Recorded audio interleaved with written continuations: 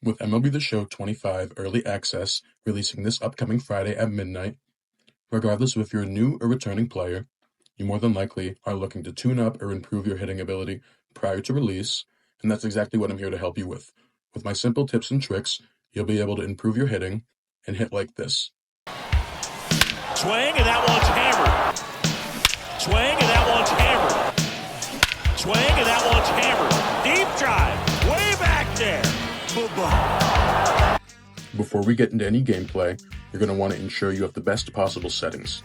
In order to do so, we're going to go to the top right corner of the main menu, select Settings, and then Gameplay. First, we want to make sure we have the best possible hitting settings. Preferred settings are subjective, but I do recommend trying the ones I'm about to show you. Go ahead and toggle over to Control using RB or R1. The three settings I want to highlight are Swing Input, Hitting Interface, and PCI Anchor. For your swing input and hitting interface, you always want to use buttons and zone as they give you the most control over your swing timing and plate coverage indicator. Then, for your PCI anchor, I choose to run preset. This allows you to pin your PCI in any of the 9 different sections of the strike zone. This is helpful if you know you struggle getting to something like a high fastball, a sinker in on the hands, or a slider low and away. This allows you to cheat your PCI over in anticipation of the pitch. After that, you want to tab over to the camera section using RB or R1. For your hitting view, choose strike zone as it gives you the best view of the pitch coming into the pitcher's hand. Once you've finished changing your settings, go ahead and back out and make sure you save your changes.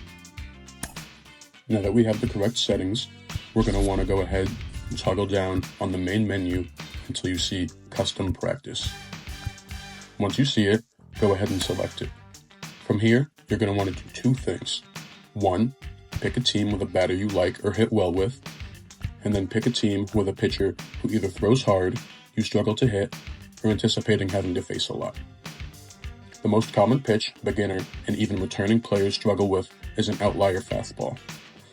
An outlier fastball is a fastball with a quirk ability which adds 1 to 3 miles per hour to the pitcher's fastball, taking it from 98 to 99 miles an hour to 100 to 103.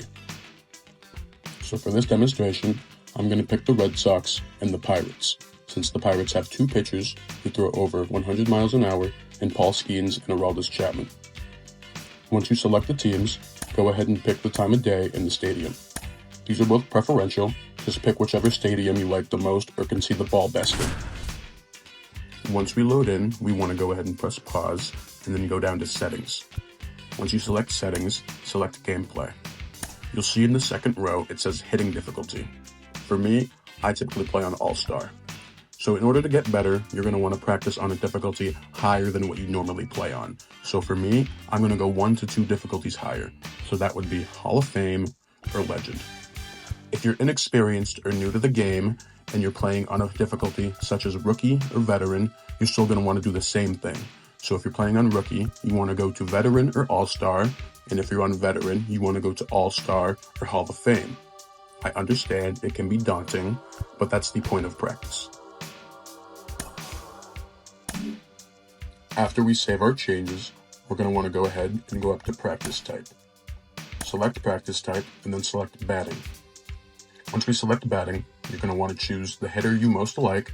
So for me, I'm picking Rafael Devers, and then you're going to want to pick the pitcher with the highest velocity. So in this situation, it's going to be Paul Skeens. Now that we've picked the batter and the pitcher, you're going to want to look below that to pitch frequency. This is going to show the pitcher's entire arsenal, but we only want to face fastballs right now. So what we're going to do is we're going to put the slider all the way up for fastball, and then put every other pitch's slider all the way down. After that, you're going to want to look below pitch frequency to pitch location. It's going to show you a grid of the strike zone, including all areas around the strike zone. What we're going to want to do is we're only going to highlight the areas within the strike zone. What this is going to do is it's going to allow us to face only fastballs in the zone so that we can work on our timing. Go ahead and take a few minutes to practice your fastball timing. This is a tool that can be used not only for new or inexperienced players, but even high-level competitive players, as this is a great way to tune up your timing before an online game. Once you're comfortable with your fastball timing, you have a few options. Option 1 would be to deselect the strike zone grid, allowing the pitcher to throw balls so you can practice your plate discipline.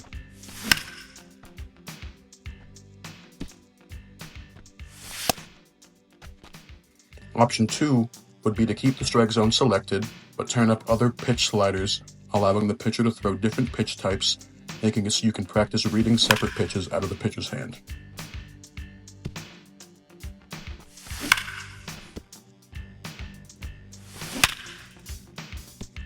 Once you're comfortable with that, feel free to play with and change any of the settings within practice mode. Keep in mind, this is your experience. Take control and use your awareness of your potential strengths and weaknesses, and use different practice presets that best represent the situations you want to improve on. But regardless of what situational settings you choose, continue to challenge yourself and play at higher difficulties, as in time, it will allow the game to come to you slower since your reaction time will have improved.